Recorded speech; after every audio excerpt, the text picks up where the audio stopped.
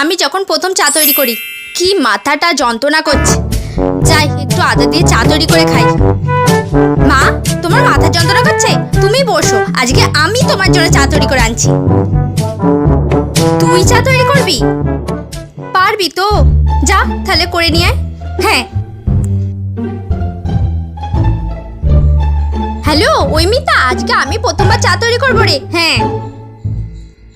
ওই, আমি প্রথমবার চা তৈরি করব। হ্যাঁ, আমি প্রথমবার চা তৈরি করব। চা তৈরি করব, চা বানাবো, চা তৈরি করব। হ্যাঁ রে, আজকে আমি প্রথমবার চা তৈরি করব। কত দেরি হয়ে গেল। ও মা, আজকে আমার চা তৈরি করার একটুও সময় নেই। তুমি বলো না আজকে একটু চা করে খেয়ে নিও। হ্যাঁ, আমি চললাম টিউশনি। যা।